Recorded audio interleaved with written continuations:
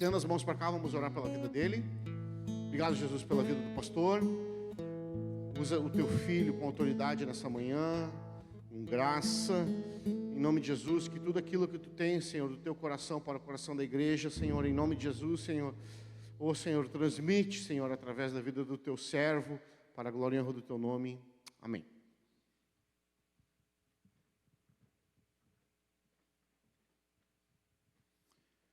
Amém, glória a Deus.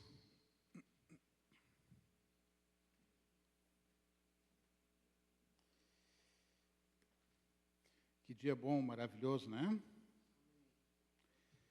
Glória ao Senhor, aleluia. Quem que estava aí semana passada aí? Aí, ó, quase todo mundo aí, né? Glória a Deus. A gente falou, né? Falamos um pouco sobre um panorama histórico geral, né, da igreja, ou das igrejas, por assim dizer, né? E a gente vai entrar hoje em algo mais particular, mais específico nosso, né? Da nossa identidade, daquilo que nós adotamos como visão, daquilo que nós adotamos como prática, né? Então eu quero... Antes da gente começar aqui, eu quero já ler um versículo aqui que está no livro de Provérbios, no capítulo 29. Provérbios 29. E no versículo 18.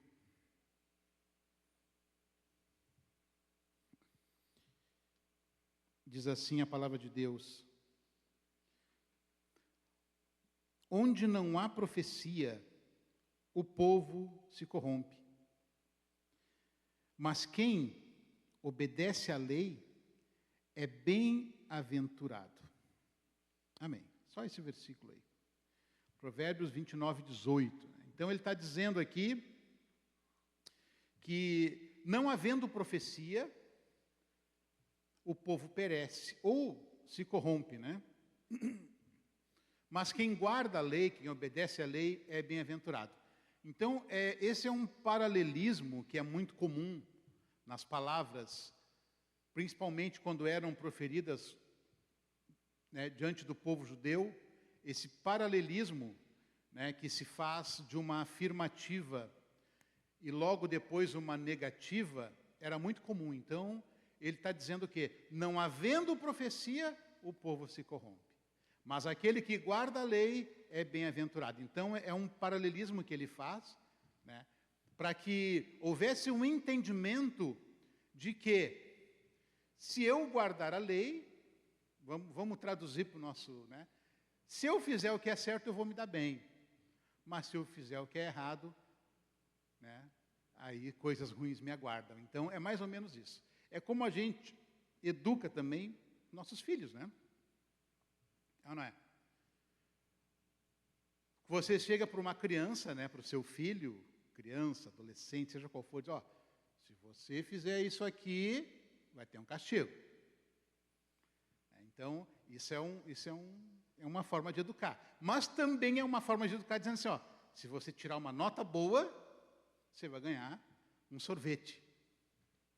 Por quê? Porque é para a criança, sim, né, para quem está naquela fase, um sorvete é tudo do mundo. Então, ó, você vai ganhar um sundae, um açaí, alguma coisa assim. A criança fica, né? Por quê? Então, tem duas formas da gente criar um entendimento. É uma forma negativa, dizendo, se fizer, você vai se dar mal. Ou uma forma positiva, se você fizer, você vai se dar bem. Você vai ganhar um prêmio. E aqui, quando ele fala profecia, né? Ele está falando, não havendo profecia, há corrupção. Essa palavra do hebraico, ó, profecia, ou em outras versões, se diz não havendo visão, não havendo, né, uma direção clara, existe uma corrupção. Então, essa palavra é uma palavra que, do hebraico, ela é chazon. Chazon, que significa uma orientação, uma direção, sabe? Algo que Deus nos fala. Então é só você lembrar daquele desenho antigo, né, que era do Shazam. Não sei nem se é da época de vocês, né, mas eu lembro que tinha um desenho que era Shazam. Eles pegavam lá um anel assim, né, e botavam. A gente vai viajando na maionese, né? Hoje em dia a coisa é mais. Eu nem sei que desenho tem hoje em dia. Acho que, sei lá, a gente se perde nos tempos, né? Mas eu sou do tempo do Tom e Jerry, dos Herculoides, tudo desenho antigo, né? Eram outros heróis. Mas se você vai lembrando da palavra, você vai para gravar bem, Chazon é a palavra hebraica, significa visão, significa direção. E dentro dessa direção que nós recebemos de Deus, dentro daquilo que Deus nos orienta, como a gente estava comentando na semana passada, né? Por que existem várias denominações, várias igrejas, vários movimentos, e isso aí, glória a Deus por isso, né? Porque um dia chegaram para Moisés, assim, né? Porque começou a haver um movimento, né? De gente profetizando, de gente falando, de gente, né? E alguém chegou, olha, tem um grupo lá que está falando e profetizando. Ele disse, olha, quem dera todo Israel profetizasse. Quem dera todos falassem, quem dera todos eles falassem. Né? E alguém chegou para Jesus também, uma certa época, e disse, ó Jesus, isso, muitos anos depois, Jesus, tem gente lá que está anunciando o Evangelho, como assim? Aí o que Jesus falou? Deixa eles anunciarem. E aí o que Jesus fala? Aquele que comigo não ajunta, espalha. Ou seja, a palavra de Deus é um tesouro, é algo que deve ser falado, que deve ser espalhado, que deve ser semeado. A palavra de Deus é essa. Não é algo que nós vamos reter, não é algo que fica para nós, mas é algo que a gente... É o contrário da receita de família. Já ouviu falar da receita de família? Receita de família fica na família. Passa da mãe para a filha, para o neto, e é receita de família. Então, você vai na casa de alguém, não sei quem já passou por isso, mas que coisa maravilhosa, como é que tu fez esse prato aqui, que coisa...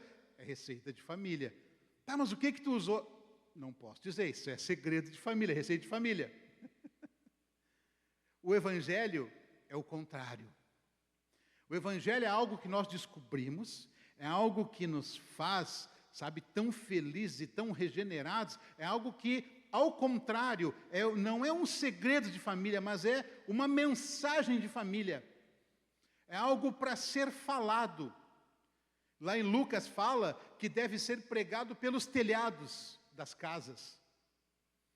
É algo que tem que ser falado para que mais pessoas participem disso e cheguem ao entendimento daquilo que é a verdade de Deus, que é o Evangelho. Então, essa é a nossa principal missão. E aí, então, queridos, nós vamos falar hoje, tá, sobre 3 pilares. Tá? Nós vamos falar sobre missão, visão e valores. Então, quem pegou, vou tomar uma água aqui.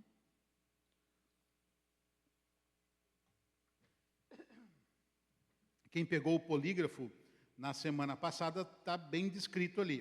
O que é a missão, o que é a visão e o que são os valores. Então, missão. A missão é o propósito da igreja existir, é a razão de ser. Então, a missão é aquilo pelo qual a igreja foi criada. A missão é aquilo que nós fomos feitos, criados e enviados a fazer. Isso é missão. A visão. A visão é como se fosse o veículo que nós vamos usar para isso. A visão é a situação que a igreja quer chegar. Tá? Então, a visão é onde a gente vai chegar, é o que a gente definiu como meta, como objetivo, em si, é a visão. Tá? E os valores são os ideais de atitude, são aquilo que vai basear a nossa fé, aquilo que vai basear a nossa vida, aquilo que vai basear as nossas ações.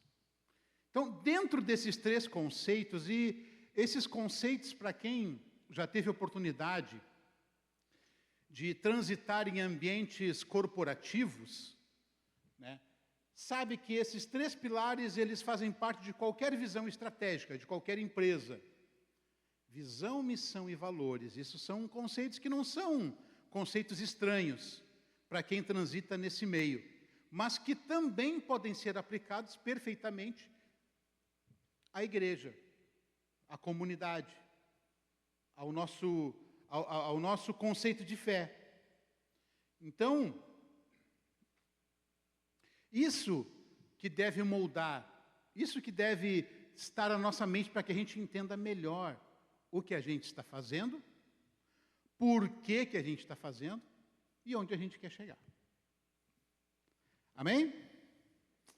Então, vamos já falando, tá? Eu quero que vocês abram as suas Bíblias no livro de Mateus.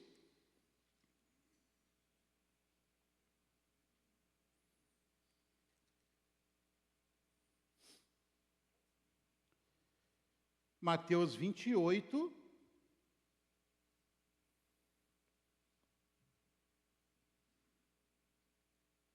versículo 16.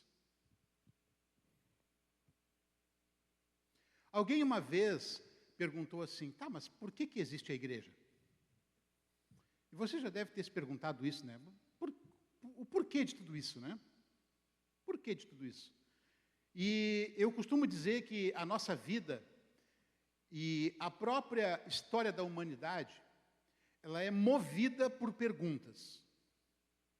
Muito mais por perguntas do que por respostas, porque se fosse por respostas, ninguém perguntaria mais nada.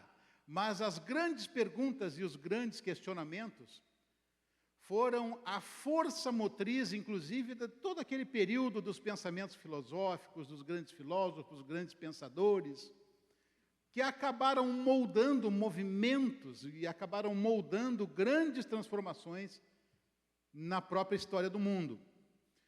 Então, as perguntas, elas movem muito mais. E a nossa pergunta, muitas vezes, é: por que nós estamos aqui? Você já parou para pensar, por que eu estou aqui? Por que eu sou crente? Né? Por que dizem, né? Ah, tu é um crente, tu é um... Ninguém vai dizer assim, você é um cristão evangélico, né? Protestante da atualidade. Não, as pessoas vão denominar que lá é crente. Né? É assim que o mundo vê. E como é que nós vemos? E por que a gente já se perguntou isso, por que eu estou aqui? Será que eu estou perdendo tempo? O que eu estou fazendo aqui? Qual é a minha identidade, a minha história? Bom, no capítulo 28 de Mateus, e no versículo 16 diz assim: E os 11 discípulos partiram para a Galileia, para o monte que Jesus lhes designara. E quando o viram, adoraram-no, mas alguns duvidaram. E, aproximando-se Jesus, falou-lhes: Toda autoridade me foi concedida no céu e na terra. Portanto, ide, fazei discípulos de todas as nações, batizando-os em nome do Pai, do Filho e do Espírito Santo, ensinando-lhes a obedecer a todas as coisas que vos ordenei. E eu estou convosco todos os dias até o final dos tempos. Amém? Esses versículos que nós lemos aqui, principalmente o versículo 19 e o versículo 20, nós podemos dizer que essa é a missão da igreja. Essa é a missão da igreja. Esse é o objetivo final. Esse é o ápice da vontade de Deus para a nossa existência. Esse é o mandamento, esse é o motivo, essa é a nossa missão. Ide, portanto, fazei discípulos de todas as nações, batizando-os em nome do Pai, do Filho e do Espírito Santo, ensinando-os a obedecer a todas as coisas que vos tenho ordenado. Eu estou convosco todos os dias até o final dos tempos. Essa é a missão da igreja. Pregação do Evangelho, fazer discípulos, batizando e ensinando. Então nós podemos definir como pregar, batizar e ensinar. Pregar, batizar e ensinar. Então, sendo esse o nosso grande objetivo, tudo que a igreja faz é em prol dessa missão. Por quê? Esse é o objetivo final que nós vamos chegar lá. Essa é a nossa missão. A missão, ela não vai mudar. Se nós temos a identidade de igreja, se nós nos chamamos de igreja, essa tem que ser a nossa missão. A visão, tá? Nós vamos falar um pouco sobre a diferença do que é a missão e do que é a visão. A visão é a maneira como nós vamos chegar até o cumprimento da missão. Vou dar um exemplo para vocês. Nós temos aqui agora, atualmente, o nosso instituto, que foi idealizado, que foi criado e que foi concebido logo depois daquele período que a nossa cidade foi atingida por uma grande enchente, a igreja se movimentou, a igreja se mobilizou e nós atendemos as pessoas. Isso fez parte da nossa visão. Então o Instituto foi criado para acolher essas pessoas, para atender melhor essas pessoas, para ajudar na reconstrução de vidas, na reconstrução da nossa cidade. Amém? A gente fez isso. Então a gente fez várias ações, a gente distribuiu cesta básica, a gente acolheu pessoas aqui, a gente alimentou as pessoas, a gente deu segurança para as pessoas, a gente fez, várias atividades que nós podemos denominar como um evento social, algo que a gente faz para abençoar as pessoas, amém? Isso faz parte da nossa visão, mas essa não é a nossa missão. Não podemos confundir a visão com a missão. Se nós invertêssemos isso e nós começássemos a entender a nossa visão como a nossa missão, nós iríamos deixar de ser uma igreja cristã para nos tornarmos uma ONG, para nos tornarmos uma entidade assistencial. Isso, às vezes, é muito sutil. Nós não vamos nos tornar uma entidade assistencial. Por quê? Porque essa não é a nossa missão. Mas nós vamos continuar assistindo as pessoas, nós vamos continuar ajudando as pessoas, nós vamos continuar com essa atividade assistencial, porque ela vai colaborar, ela vai nos dar mais ferramentas para o cumprimento da nossa missão. Porque através desse trabalho, através dessa assistência, através desse movimento, as pessoas vão estar em contato com a nossa realidade e em algum momento elas vão perguntar: por que vocês fazem isso? Nesse momento, através da visão, elas vão ter o conhecimento da missão. Aí elas vão conhecer a receita da família. Aí elas vão poder ouvir da nossa boca e da nossa vida: a gente faz isso porque a gente um dia foi alcançado por Deus. Porque um dia o nosso coração foi tocado por Deus. Porque um dia eu me rendi ao Evangelho, um dia eu fui perdoado de todos os meus pecados, e nada do que eu fizer, nada do que eu possa fazer, se eu der todos os meus bens, se eu vender tudo que eu tenho e der para os pobres, ainda assim, eu não estarei pagando nem um milésimo da dívida que eu tenho com Deus, porque essa dívida é impagável. Aí as pessoas vão começar a entender que a nossa maior riqueza e o nosso maior tesouro é Deus. E que essas atividades e esses comportamentos que nós temos não são o que somos. Não é isso. Mas é tudo faz parte para que a gente possa expressar aquilo que Deus fez por nós. É um movimento de gratidão. Consegue entender a diferença? Isso tem que estar bem claro para nós. Porque, do contrário, a gente vai perder até a motivação de participar. Se a gente começar a pensar somente como uma organização não governamental, uma ONG, uma associação, que seja, a gente vai perder a referência e o propósito, a gente vai deixar de ser igreja. Mas graças a Deus que essas duas coisas, a missão e a visão, elas têm andado juntas. E a gente tem que saber exatamente o lugar de cada uma delas. Então a gente tem missão, a gente tem visão, e a gente tem um outro pilar que são os valores.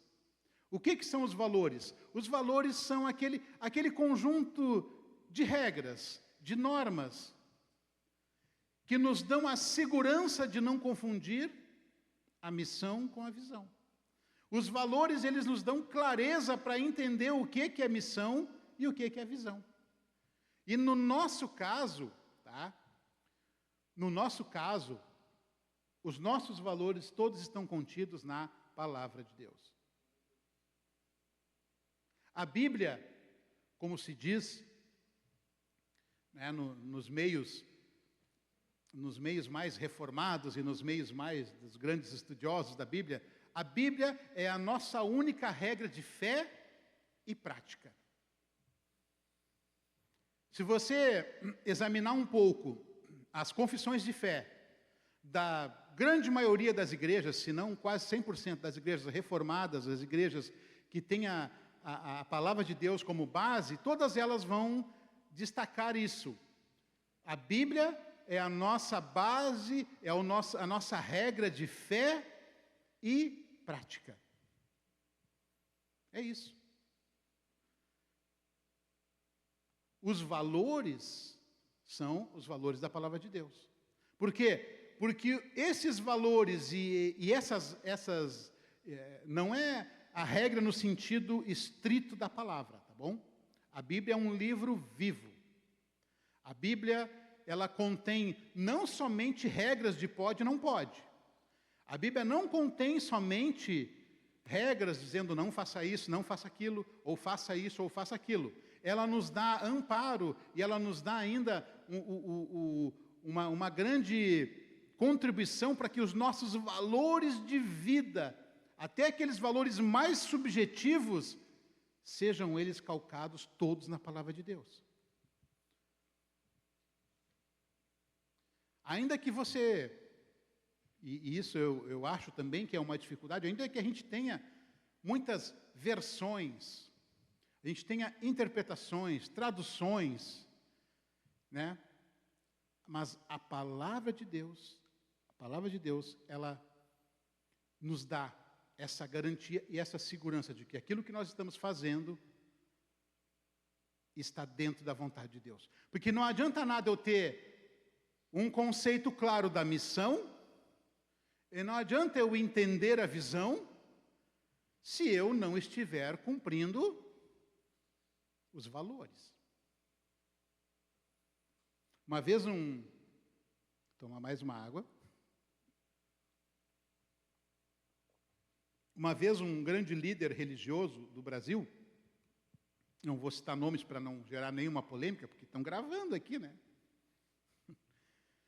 Perguntaram para ele assim, tá, mas por que as tuas práticas religiosas são tão controversas? Por que tu faz isso, faz aquilo, se a Bíblia não diz isso? Como é que tu convive com essa dualidade? E esse grande líder religioso falou bem assim para essa pessoa, que para Jesus ele faria até gol de mão. Aí foi uma frase assim que gerou uma discordância, porque o que ele quis dizer? Que pelo Evangelho, pelo Cristo, ele faria até coisas ilegais. E eu fiquei pensando assim, não, alguma coisa não está certa nisso, cara. Como é que eu vou justificar algo que não tem nada a ver com a palavra de Deus, somente pela minha intenção de promover a palavra de Deus? Não fecha a conta, entende? Não bate. E aí a gente tem um grande conflito, porque aí tu vê a igreja desse grande líder cada vez mais crescendo em número, crescendo e crescendo e crescendo e crescendo com, vamos dizer assim, com o gol feito gol de mão. E eu fico pensando, será que é isso? Será que é esse o Evangelho? Será que o Evangelho é somente fazer coisas que Deus não mandou fazer, e porque tem gente vindo na igreja, é um selo de que isso está certo? Aí eu comecei a pensar um pouquinho, a gente começa a pensar, começa a ver. A Bíblia diz que, nos últimos tempos, o que aconteceria? As pessoas teriam o quê? Coceira nos ouvidos. A Bíblia trata isso como uma palavra para os últimos tempos. Podemos entender que estamos nos últimos tempos? Eu acho que sim, né? Não só pelo tempo decorrido, como pelos sinais. Por quê? Porque o que diz lá em Timóteo? Fala sobre os últimos tempos. Diz apostasia, coceira nos ouvidos, o amor esfriando, tudo isso. E aí diz que até mesmo os eleitos, por causa desse engodo, até mesmo os escolhidos seriam enganados. E muita gente ia ser enganada. Então, muita gente iria atrás de falsas promessas, de falsos profetas, de um falso evangelho. Muita gente ia correr atrás. Então, a nossa leitura e o nosso termômetro de saber se estamos fazendo a vontade de Deus ou não é a quantidade. Não é o número de pessoas.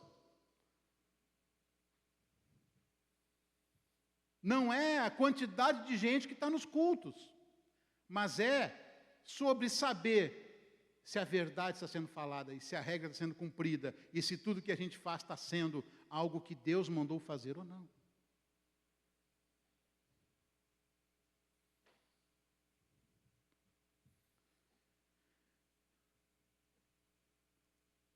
Então, essa questão, sabe, de uma falsa doutrina, ou de uma falsa ideia, isso hoje em dia está muito mais disseminado.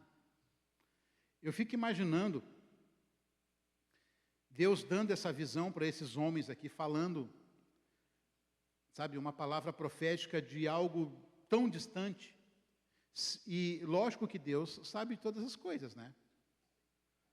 E quando a Bíblia fala que a segunda vinda do Messias, quando Jesus vier, todo olho verá. Aí a pessoa pensa assim, todo olho verá? Como é que vai ser isso? Porque o mundo todo é uma grande bola, né? Amém? O mundo é redondo, amém? Embora alguns digam que a Terra é plana, não é, o mundo é redondo. E aí, como é que todo mundo vai ver? Se ele aparecer num lugar e quem estiver lá do outro lado vai ver, como é que vai ver? Como é que todo olho verá? Como é que sabe, como é que vai ser esse evento? Olha, eu não sei como vai ser, mas uma coisa eu sei, hoje é muito mais fácil de todo mundo ver, por conta de que todo mundo tem um negocinho na mão aqui chamado até o celular. O que acontece lá do outro lado do mundo, a gente está vendo ao vivo.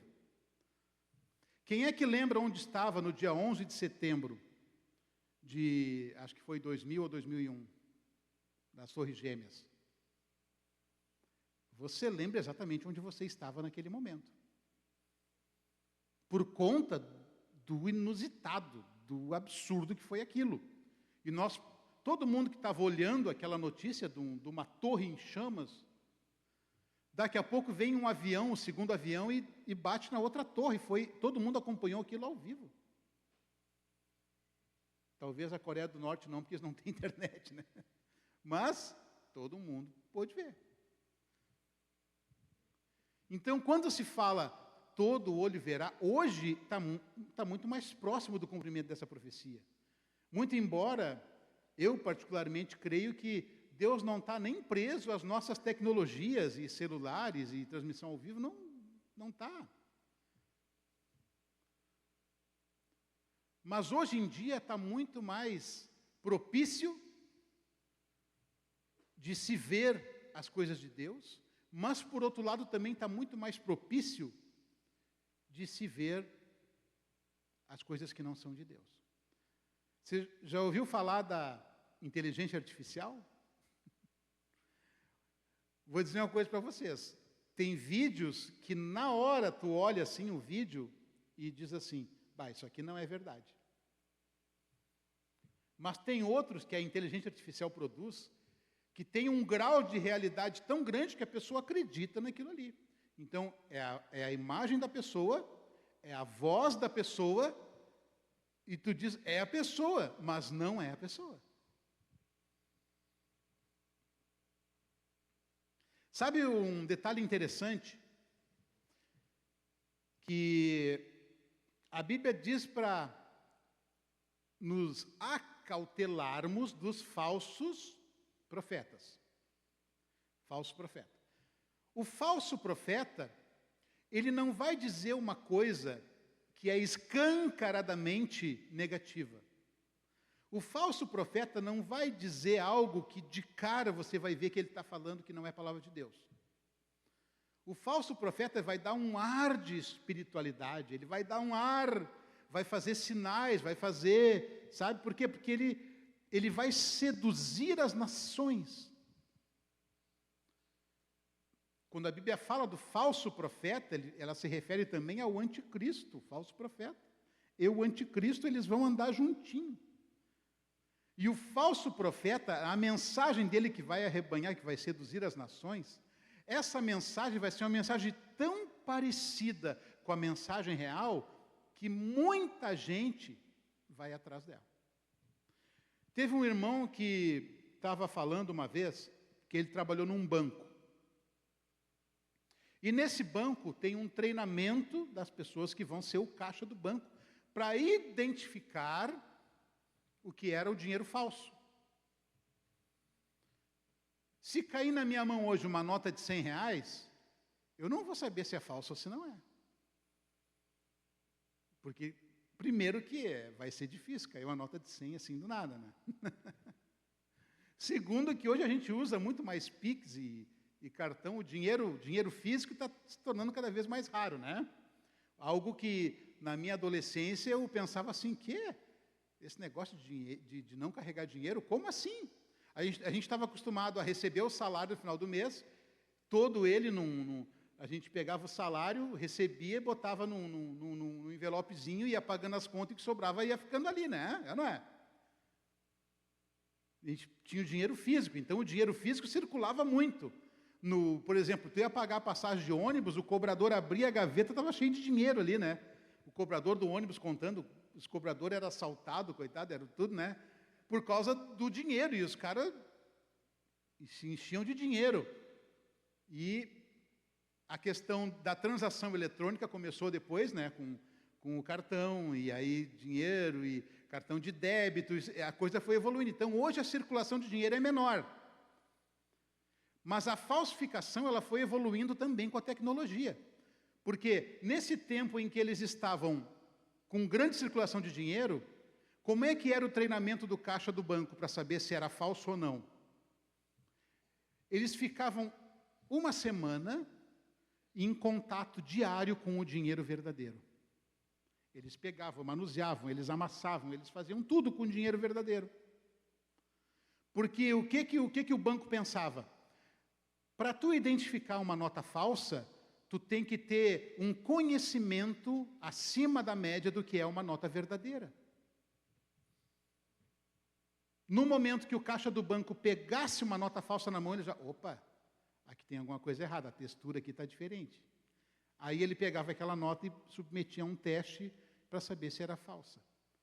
Só que a nota falsa, se tu botar a nota falsa de um lado e a nota verdadeira do outro, tu não vai saber a diferença. Só se tu fizer um exame muito minucioso para tu descobrir o que é uma falsa e uma verdadeira. Tu vai passar lá, eles têm uma caneta, agora que tu passa assim, e dependendo da cor, ela dá se a nota é falsa ou não. Mas a falsificação, ela funciona assim, ela é muito parecida com a verdadeira. Então, o falso evangelho, o falso profeta, ele vai ser muito parecido com o verdadeiro. E Jesus falava isso já, né? Dizendo assim, ó, no meio, cuidado, que no meio de vocês tem lobos devoradores em pele de cordeiro. E eu fiquei pensando, lobo em pele de cordeiro, cara.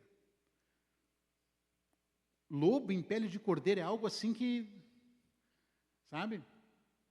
Lógico que foi uma comparação que foi feita, né? Dizendo que, olha, tem gente enganando vocês, mas é algo tão sutil e tão... E o que vai nos dar a segurança?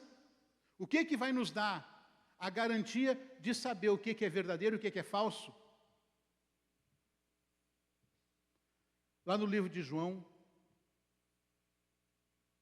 foi um versículo que foi muito usado aí em campanha política também, mas não vai deixar de ter a força do versículo por conta disso. Lá em João 8,32, o que fala? Conhecereis a verdade, e a verdade vos libertará. Então eu não tenho que, não que eu não tenha que conhecer, mas eu não tenho que dedicar muito tempo conhecendo a mentira, mas eu tenho que dedicar muito mais tempo conhecendo a verdade, conhecendo a palavra de Deus, conhecendo as coisas de Deus. É isso que vai me dar muito mais condições de identificar aquilo que não é verdadeiro. Porque as propostas do mundo vão vir. As propostas do mundo vão chegar. As propostas do falso profeta vão chegar. As propostas do falso evangelho vão chegar. E como é que eu vou identificar isso? Somente se eu estiver em contato com a verdade plena e inabelável do Senhor.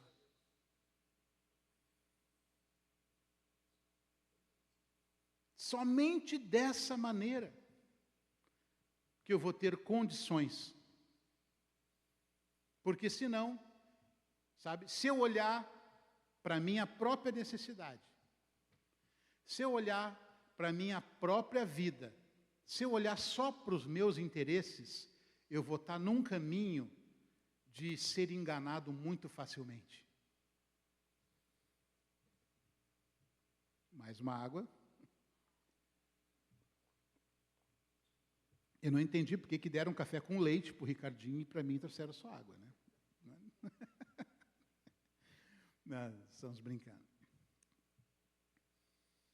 Mas essa questão, gente, de entender o que é verdadeiro, de ter isso como a nossa base de vida, de ter isso como o nosso farol, isso é muito importante.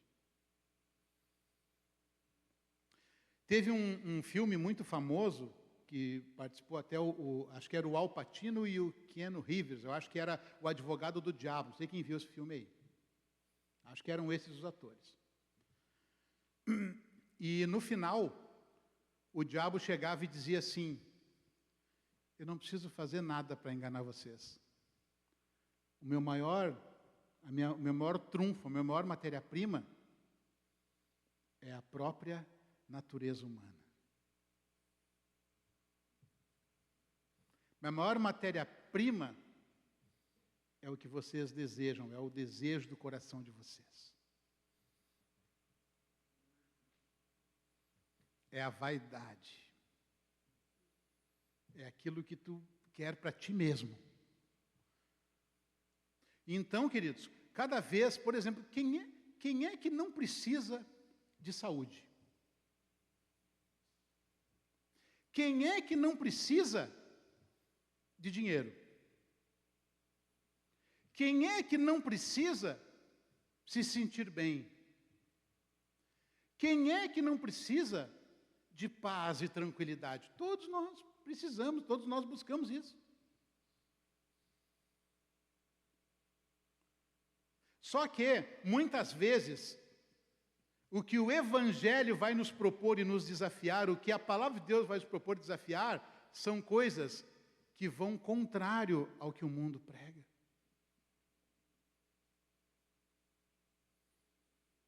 Sabe que existe um evangelho triunfalista que vai captando as pessoas dizendo, não, vem para cá, porque aqui seus problemas acabaram. Vem para cá, porque a partir de agora nós vamos determinar, e nós vamos orar, e nós vamos profetizar, e nós vamos determinar que tudo vai dar certo na tua vida. Vem para cá, porque a partir de agora nem gripe mais tu vai pegar. Vem para cá, porque a partir de agora tu vai te tornar um multimilionário. Porque Deus não quer que você fique pobre, né? Aí a pessoa começa assim, ó. Imagina Deus como pai. Qual é o pai que quer que o filho fique pobre? Aí a pessoa pensa, o pai não vai querer que o filho fique pobre, né? Então, Deus é pai, Deus não quer que tu fique pobre. Se Ele não quer que tu fique pobre, Ele quer que tu fique rico. Então, se tu quer ficar rico, venha num grande desafio aqui, e 100 pessoas que doarem 5 mil reais vão ficar ricas. Já ouviu isso em algum lugar? O que é isso? Sedução. Isso é sedução.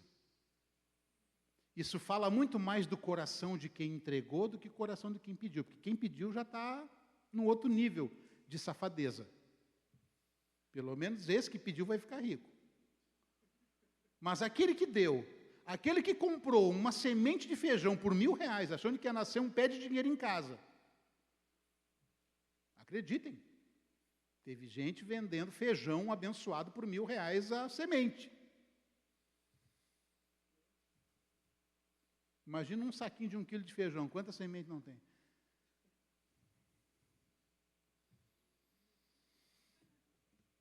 Mas a Bíblia diz, e conhecereis a verdade, e a verdade vos libertará.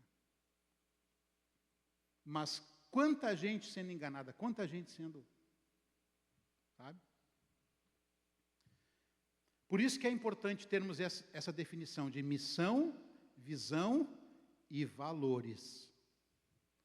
O objetivo final de Deus não é que você fique rico, é que você fique salvo.